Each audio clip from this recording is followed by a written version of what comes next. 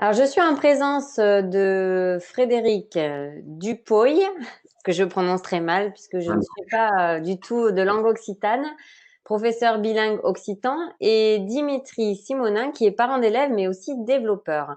Ils Oui. vont présenter un atelier dont je leur laisse dire le sujet à Eidos 64, donc à la première session mercredi 20 janvier à 14 heures. Je vous laisse la parole. Bonjour. Bonjour. Donc, je suis Frédéric Dupuy, donc je suis enseignant bilingue. Et puis, donc voilà, ce que nous allons proposer, donc c'est un site audio lexique en occitan. Donc, on a créé ça avec Dimitri et un de mes collègues, Julien Cabary également. Et l'idée, donc, c'est de créer un lexique audio pour permettre aux enfants ainsi qu'aux parents et tous ceux qui ont envie d'apprendre l'occitan, de pouvoir le découvrir rien qu'en cliquant sur une image et en entendant du coup le son qui correspond à cette image. Donc, à l'animation Eidos, nous allons donc proposer de découvrir comment cela fonctionne, d'essayer de faire des jeux avec. Et voilà, je vais... C'est ça. C'est ça. Le but de l'atelier pour nous, c'est de faire découvrir cet outil qui est en cours de développement. Donc pour l'instant, on n'a pas encore toutes les fonctionnalités qu'on aimerait y inclure. Pour l'instant, comme l'a dit Frédéric, c'est un lexique audio. Donc on a des entrées. On a pour l'instant 600 entrées qui sont des mots, des locutions, des phrases très simples.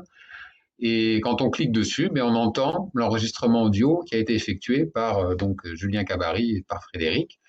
Donc pour l'instant, ça fonctionne dans les classes bilingues. On a fait tourner cet outil un petit peu dans la région pour le tester à grande échelle. On a d'assez bons retours, donc on est content de ça. On est content parce que c'est un outil qui n'existait pas vraiment sous cette forme-là. Voilà. Ça manquait un petit peu. Le constat, il partait un peu de là, c'est qu'on manquait un petit peu de. Enfin, je suis pas dans l'équipe éducative, mais Non, mais voilà, nous, voilà. il manquait de. En vrai, mon idée, c'était de créer un imagier, mais audio, comme les petits imagiers qu'on achète pour les enfants. Mais en plus, on peut cliquer sur le dessin, on entend le son. Donc voilà, quand on voit une vache, on clique dessus, on entend le mot bac. Et grâce à ça, on peut découvrir la langue et l'apprendre. Donc nous, ce qu'on va présenter, c'est ça. Moi, je suis en maternelle. Donc l'idée, moi, je l'utilise en maternelle. C'est juste pour apprendre. Ils s'amusent à cliquer sur l'image et ils entendent le son. On fait voilà, des petits jeux. Mais il peut aussi être utilisé pour les primaires, pour les collégiens et pour tous ceux qui ont envie de découvrir. Mais pour mon collègue au primaire, lui, il l'utilise en tant que dictée. Donc, ils apprennent à la maison, on apprend du vocabulaire, et puis après, on le exploite en classe ou avec les parents. Ça fait également un échange avec les parents, que ce soit pour les petits ou les grands.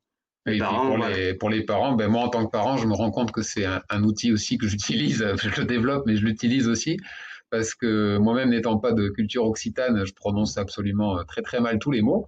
Du coup, ça permet, quand il y a une dictée ou quoi, d'avoir la bonne prononciation et de l'entendre et puis de jouer avec aussi. Le but, c'est que ce soit assez ludique. Donc, pour l'instant, encore une fois, la version de démonstration ne propose que de la consultation. Donc, on clique sur les mots, sur les catégories et on entend les mots.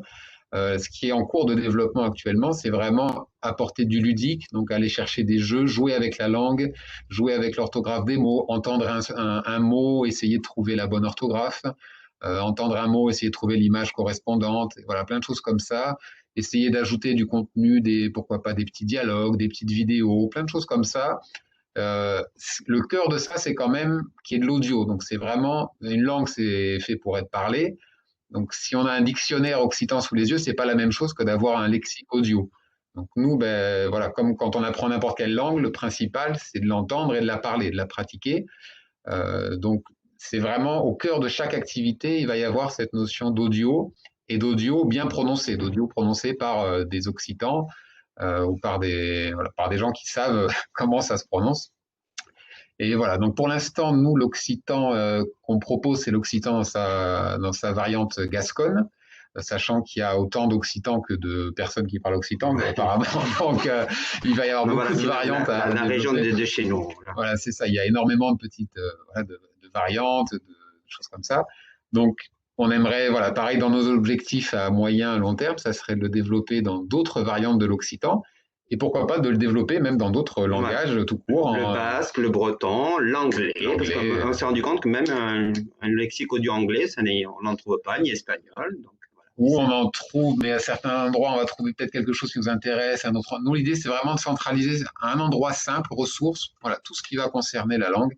et que ce soit accessible, quoi. Vraiment, encore une fois, très simple, pas à l'usine à gaz, que ce soit simple à utiliser pour les enfants, pour les parents, pour les enseignants, qui parfois peuvent avoir besoin de ressources, mais qui sont pas forcément ultra à l'aise avec tel outil ou tel autre outil. Donc, il faut qu'il y ait cette notion d'accessibilité Voilà, simplicité. et de simplicité. Ouais.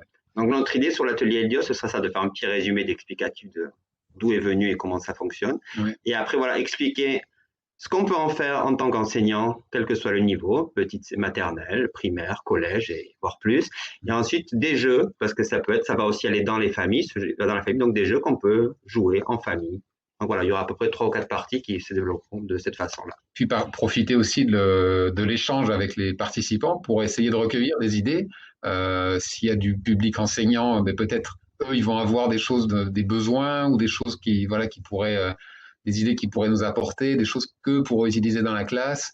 Des parents qui, eux, ont peut-être été confrontés à l'apprentissage de la langue et puis ont trouvé telle ou telle difficulté. Donc aussi récupérer des propositions, des informations du vécu de parents et d'enseignants pour voir comment on pourrait parce que là, pour l'instant, on le fait entre nous, mais il y a peut-être, il y a même sûrement de bonnes idées à aller prendre à droite, à gauche. Donc, essayer de profiter de ce temps d'échange. Voilà. Très bien. Merci beaucoup. Donc, une belle ressource à découvrir et une partie échange, on l'a compris, qui serait intéressante à avoir pendant cet atelier EDOS. Merci à tous les deux. Merci à vous.